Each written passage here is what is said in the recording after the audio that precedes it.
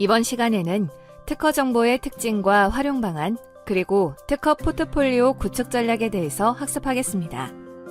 이를 통해 여러분은 특허 정보의 특징과 활용 방안을 설명할 수 있으며 또한 특허 포트폴리오 구축 전략을 설명할 수 있습니다. 네, 안녕하세요. 이번 시간에는 지재권 정보의 활용에 대해서 말씀드리겠습니다. 요즘에 오픈 이노베이션이 많이 회자가 되고 있죠. 오픈 이노베이션은 자기 자신만이 아니라 외부의 기술을 활용해서 기술력을 최대한 확보하기 위한 것입니다. 보시는 것처럼 우리가 어떠한 기술을 가지고 창업을 할 때 보통 얘기하는 것들이 이런 단계를 거쳐서 이루어지고 있습니다. 처음에 창업하는 단계, 그리고 창업 보육센터에 입주한 이후에 기술 개발, 그리고 사업화까지 이어지는 단계로 보통 창업이 이루어지고 있습니다. 그런데 실제로 이러한 과정에 있어서 우리가 지재권을 활용할 수 있는 여지가 많이 있습니다. 보시는 것처럼 기본적인 특허 검색 이외에도 소비자 시장 분석에서도 특허가 활용이 될 수가 있고요. 특허나 디자인에서 보면은 기술 분야가 어디에 활용될 수 있을지 활용되는 산업 분야를 지정하게 돼 있습니다. 결국에는 그런 분야가 많이 지정이 될수록 활발하게 개발이 이루어지고 있다. 그렇게 볼 수가 있고요. 사업 타당성 분석은 물론 선행 연구들이 얼마나 되고 있는지를 판단을 하는 것입니다. 그 이후에 기술 개발 단계에 있어서 실제로 세부적인 부분에 있어서 우리가 차별성을 어떻게 가져올 수 있을지 기존 기술과 비교하면서 개발을 하는 것이 가장 중요합니다. 또한 그것을 가지고 지식재산권을 확보하는 데 있어서 특허성이 얼마나 있을지 판단을 하는 데 있어서도 지재권을 활용해야 되고요.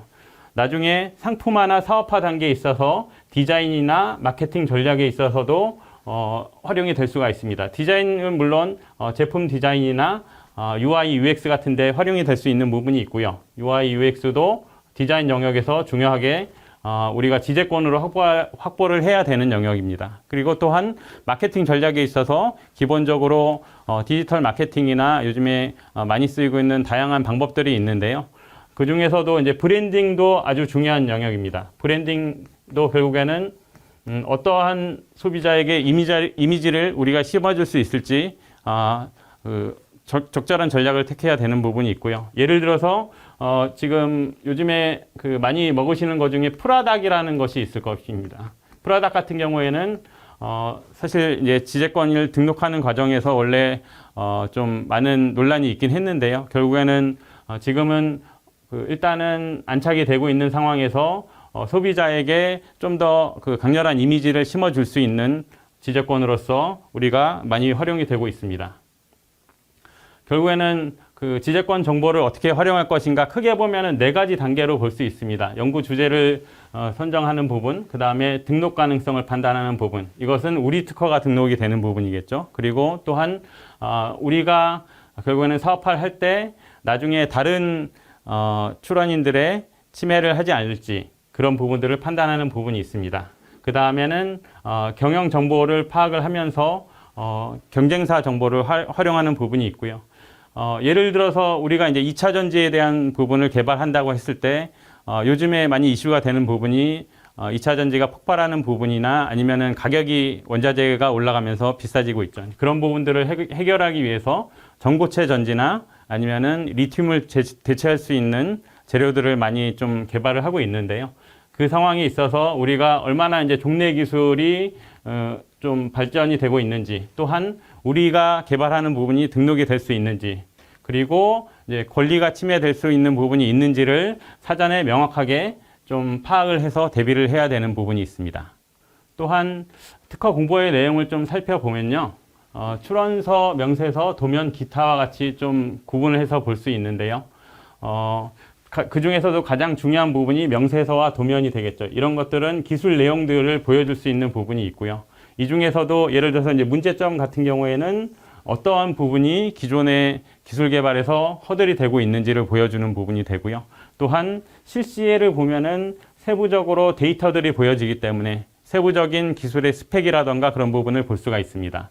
또한 효과의 경우에는 우리가 달성하고자 하는 기존 기술과의 차별성을 보여줄 수 있기 때문에 이런 부분들을 잘 살펴보면은 우리가 또한 개발하고자 하는 부분이 어떠한 차별성을 달성할 수 있을지를 설계할 수 있게 됩니다. 그리고 도면 같은 경우에는 기계 분야나 화학 분야에 있어서 유효하게 사용이 될 수 있는 부분이고요. 사실 말로만 보면 힘든 부분들을 기계 장치의 도면이나 아니면 화학 구조식을 통해서 판단할 수가 있고요. 그리고 기타적으로는 경쟁사들이 어떤 전략을 취하고 있는지를 살펴볼 수 있기 때문에 심사청구의 유무 또는 우선권 정보, 흔히 말하는 에버그린 전략이란 게 있죠. 제약사들이 하나의 원천 특허만을 가지고 끝내지 않고 그런 것들을 계속적으로 활용하기 위해서 끊임없는 독점권을 가지기 위해서 후속적인 개량 특허를 내는 경우가 있는데, 이럴 때 에버그린 전략을 통해서 계속적인 특허를 확보를 하게 됩니다. 이런 것들을 종합을 해보면은 사실상 6하 원칙으로 좀 적용할 수 있겠습니다.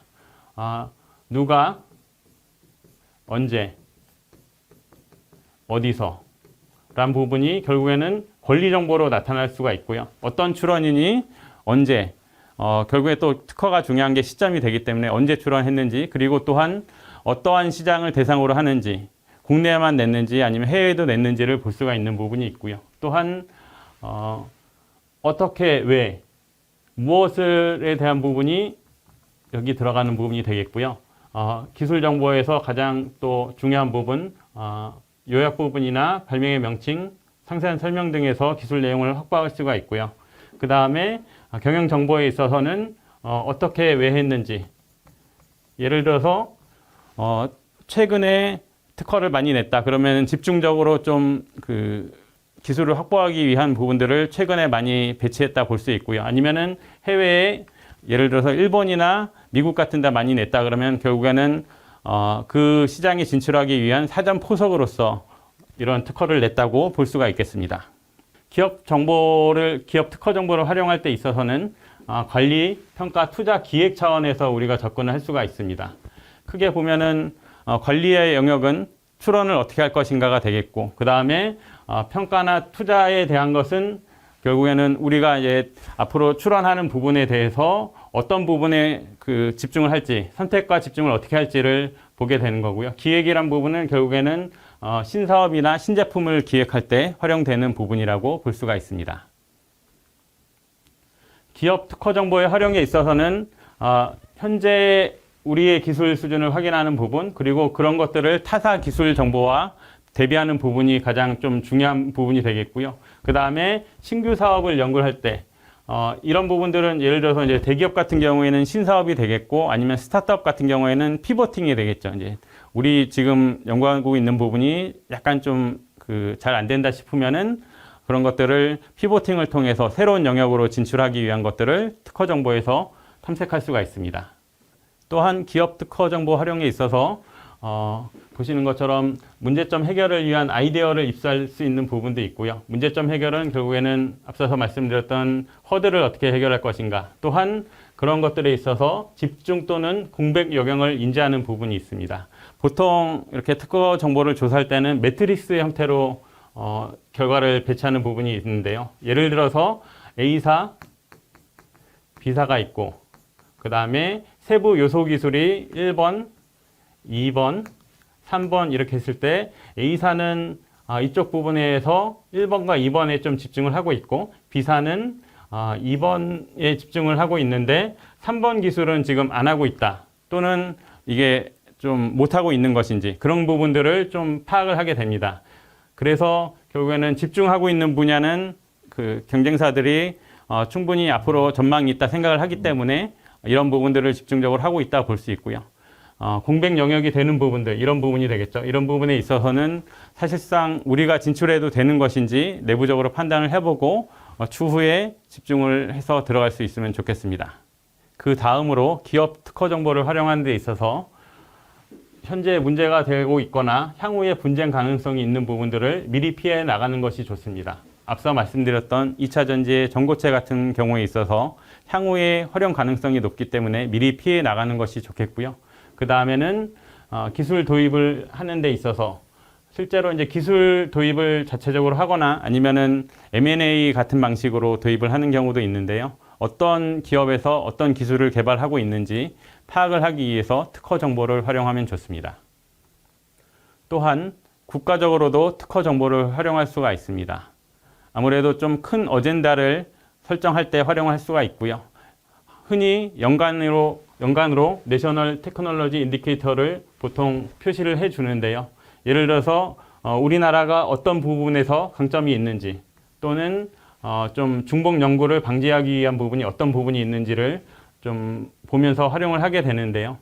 예를 들어서 우리가 최근에 22대 전략기술, 미래 전략기술을 발표를 했는데 이런 부분들이 결국에는 강점 분야를 도출을 해내는 것이 되겠고 또한 중복 연구를 방지하기 위해서 예비 타당성 연구란 것을 좀 하게 됩니다. 그럴 때 예비 타당성 분석에서도 특허 정보들이 유용하게 활용이 되고 있습니다.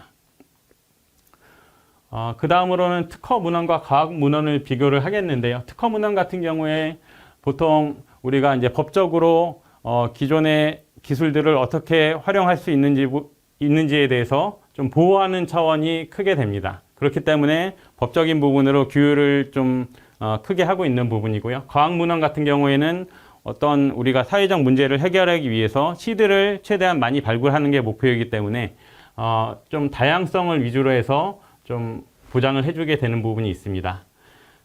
특히 이제 우리가 그런 그 정형성에 있어서는 특허의 형식이나 아니면은 기술 분류처럼 좀 체계화된 부분으로 좀 그 활용하는 부분이 있고요. 그 다음에는 그런 것들은 이제 산업적인 가치를 중심으로 해서 구체적으로 어떻게 활용이 될 수 있을지를 제시하는 부분이 증빙이 돼야지 특허를 확보할 수 있는 부분이 있습니다. 대신에 이제 과학 문헌 같은 경우에는 자유로운 형식으로 기술 분류도 특정 형식으로 압축을 하지는 않고요. 그 다음에 학술적으로 의미가 있는지만 잘 증빙을 하게 되면은 충분히 활용성이 있다고 봅니다. 그 다음으로는 특허 포트폴리오의 확보 사례를 좀 말씀을 드리고 싶은데요. 지금 잘 아시는 MP3 사례가 있습니다. 우리가 요즘 같은 경우에는 스마트폰에 많은 기능들이 포함이 돼서 사실 MP3 플레이어를 별도로 가지고 다니는 경우가 없는데요. 예를 들어서 이제 카메라도 일반적인 디지털 카메라가 많이 사용되지 않고 스마트폰에 그 기능들이 많이 포함이 되어 있는데 특히 MP3 같은 경우에는 1990년대 후반부터 좀 개발이 돼서 많이 활용이 됐는데 원래 이제 원천 기술은 프라운호퍼 연구소라는 데가 개발을 했습니다. 그런데 이것을 실제 이제 응용할 수 있는 기술로서 개발한 데가 여러분들은 좀 이름은 낯서실 것 같은데 mp-man.com이라는 우리나라 기업입니다. 실제로 그 독일의 기술을 가지고 우리가 실용화 기술을 개발을 했지만 나중에 이런 것들을 보호하는 데 있어서 실패를 했기 때문에 사실상 그렇게 좀 사업적으로 성공하지는 못했죠. 실제로 프라운호퍼 같은 경우에는 특허를 40여 개를 확보하면서 나중에 많은 그 로열티 수입을 거둬들이게 됐고요. mp-man.com 같은 경우에는 특허를 많이 확보하지 못했기 때문에 나중에 이제 무효 소송을 거치게 되면서 실제로 거의 사업적인 수익을 많이 창출하지는 못했습니다.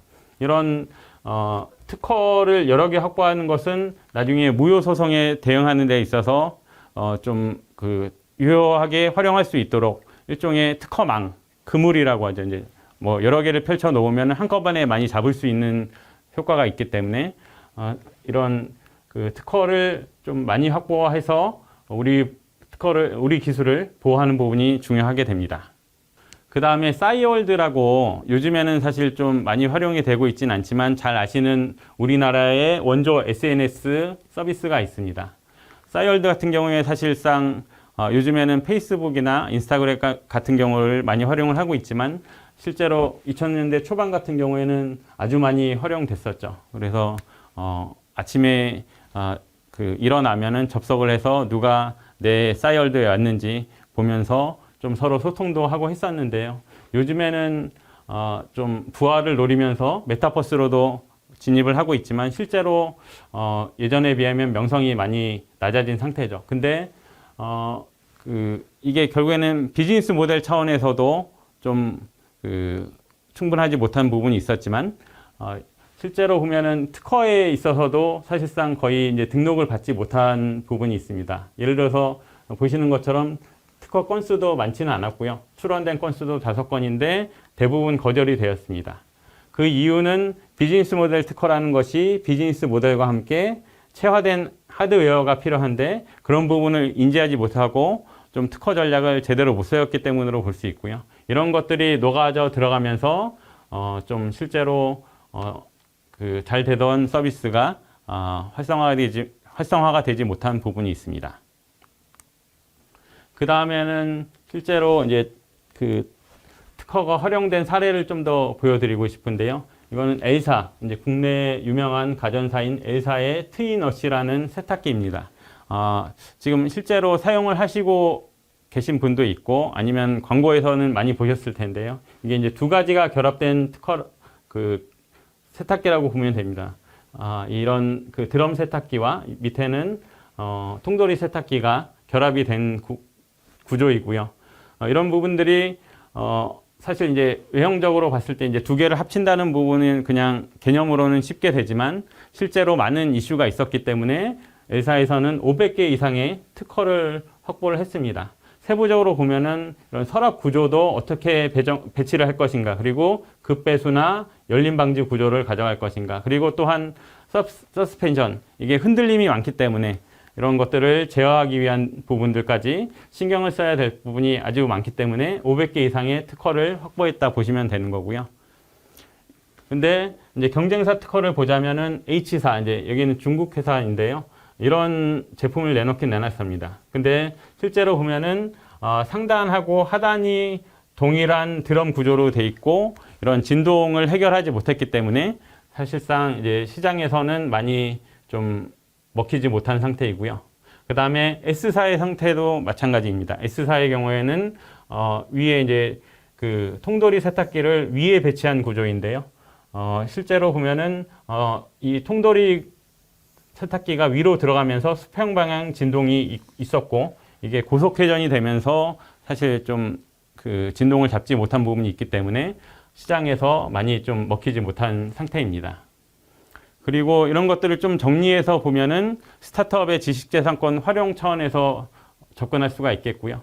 실제로 보면은 창업 지원 사업들, 우리가 잘 아는 예비 창업 패키지, 초기 창업 패키지와 같은 창업 지원 사업들에서 좀 자금을 유치할 수 있는 부분이 있고요. 그 다음에 창업 자금을 융자한다거나 정보 R&D에 있어서도 사실상 요즘에 특허가 없으면 실제로 어필을 할 수가 없는 상황입니다. 그리고 VC들이 투자할 때 또 투자 유치를 잘 할 수 있도록 활용할 수 있고요. 또한 아까 말씀드렸던 브랜딩을 통해서도 마케팅에 활용할 수가 있습니다. 또한 기술 거래나 인증 부분도 말씀드린 부분이고요.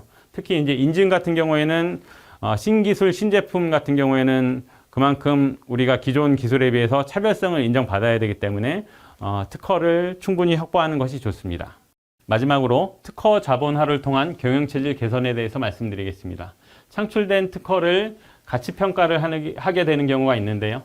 가치평가란 것은 우리가 기술 거래를 하거나 투자를 유치할 때 등 그 기술이 특허가 얼마나 가치를 가지고 있는지를 판단을 하게 되는 것입니다. 결국에는 교환 가치를 표시하게 되는 것이고요. 주로 용도는 투자 연계, 현물 출자, IP 보증 등에서 활용이 됩니다. 현물 출자의 경우에는 잘 아시듯이 부동산도 출자가 될 수 있는 것처럼 특허도 현물 출자가 될 수 있다는 것이고요. 또한 대표가 가지고 있는 가지급금을 현금으로 납부하지 않고 특허를 통해서 납부할 수가 있는 부분도 있고요. 지분금융이란 것은 우리가 이제 투자를 받을 때 그 특허를 가지고 어느 정도 지분을 확보할 수 있을지를 보여주는 것이고, 이제 마지막으로는 특허 자체가 담보가 됩니다. 그래서 특허를 담보물로서 대출을 받는 경우가 있기 때문에 이런 식으로 활용될 수 있다는 것을 알아두시면 좋겠습니다. 이번 시간에 학습한 내용을 퀴즈를 통해 확인해 보세요.